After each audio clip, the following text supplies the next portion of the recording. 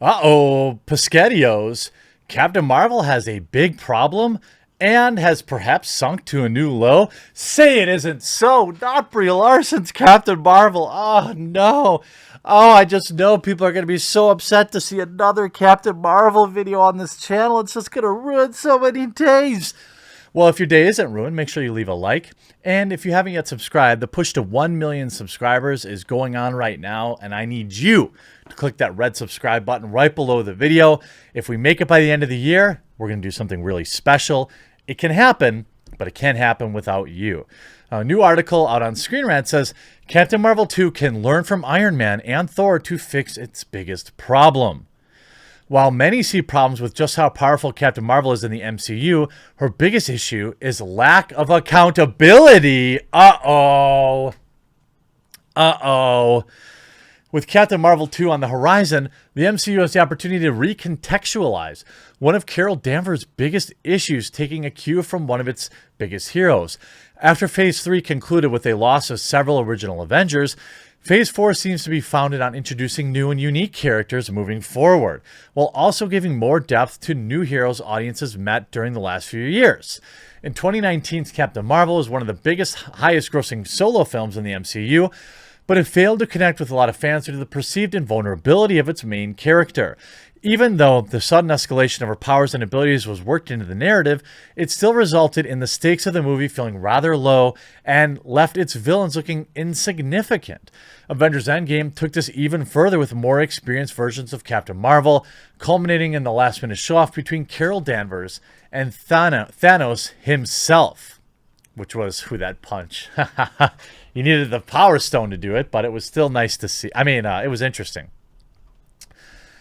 Although many fans claim Carol's powers are a major issue with their character, they're simply a part of who the character is and needs to be written in a way that's compelling. One of the ways it can do this is by taking lessons from both Iron Man and Thor, both powerful characters who had to answer for the actions they'd taken in the past. Captain Marvel's immense power in the MCU certainly makes it hard to find physical threats who could take her on. It isn't a handicap that prevents her films from being good. The MCU is filled with unfathomably powerful characters, from Doctor Strange's near mastery over reality to Scarlet Witch's devastating chaos magic.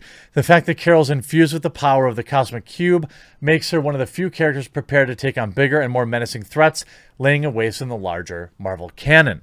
However, one problem that is left unresolved by the first film is the horrific actions that Carol was complicit in a result of her service to the Kree Star Force.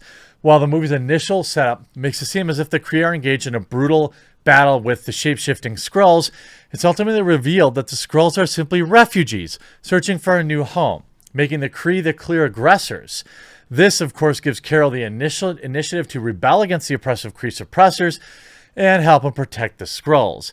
But it doesn't exactly absolve her of everything she was culpable in before. That's right. Captain Marvel should apologize. Absolutely. We need more apologies from our fictitious superheroes. We need them to go on apology type tours. We need to really get some level of cancel culture going in the MCU, because ultimately it's really depressing that we don't see more twitlongers coming from our superheroes. Look, I have been on record as saying I'm a massive Captain Marvel fan. You can't convince anyone differently, simply because I have just the sheer amount of videos on this channel that prove and support my position. But I honestly don't think it's reasonable to go so far as to demand apologies from our superheroes. But as Brie Larson's YouTube career begins to dwindle, news outlets accused of simping. Oh no. I couldn't imagine that. Why? Who would simp for Brie Larson outside of me? I mean, I suppose there's plenty of room in the Brie Larson simp train, but not Sportskeeda. The 30-year-old American actress has won an Academy Award, a Golden Globe. Yeah, she's great. Everything about her. Oh, wait a minute. It's my video. To make her one of the most prominent high-profile Hollywood stars.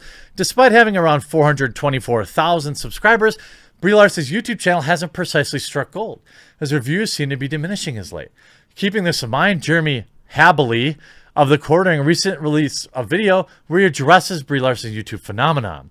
The initial hype died down. Brie Larson's YouTube channel failed to maintain its grip over viewers. According to Social Blade, her channel and subscribers seem to be on the decline. Speaking about the decline, Jeremy Habley, who himself is a huge fan of Brie Larson, it's happening! It's happening! Referred to a news article which seemed to promote Brie Larson. Apparently, her YouTube is dwindling a bit, and now the mainstream media is trying to revive it. You see this article on Polygon. What a bizarre time to write this Brie Larson article. I wonder why. Why is Polygon another outlet simping for Brie Larson? He then speaks of the declining views. He sums up the video by taking one final shot at Polygon, stunning a brave worship Brie Larson, multimillionaire, ultra powerful Hollywood celebrity, needs you to sim for her. Check out other reactions. Really cool that greedy millionaire Hollywood celebrities feel the need to take ad revenue from creators on YouTube. Is this really what Polygon content is coming to? These are all responses to the article. Yes, spoiled actress making millions, making a YouTube channel against the trolls is unparalleled levels of stunning and brave. Okay, check this. Polygon posted this article. Brie Larson's laid-back YouTube channel is a radical act of anti-troll defiance. They're really trying to make it seem like she's against the world, like an underdog. I say she wouldn't be against the world had she not offended it. Well, it's possible. It's definitely possible. And now we've got a new rumor. Brie Larson's Captain Marvel to appear in a Disney Plus series? That's where Captain Marvel has got? She's sunk to Disney Plus? Say it isn't so, Captain Marvel. This via Bounding in a Comic says, sources indicate that Larson will either guest or cameo in an episode, probably the final installment as it's developed to lead into Captain Marvel 2. He then hints that his source will also detail that Larson's Captain Marvel might not be the only Avenger to appear in the show. Sutton explains she might not be the only Avenger. The rumor also follows a separate rumor from Variety that indicated a Disney Plus series was in development starring Samuel L. Jackson. The rumor detailed that Jackson would reprise his role as the one-eyed clandestine ops commander, Nick Fury, from the Marvel Cinematic Universe movies.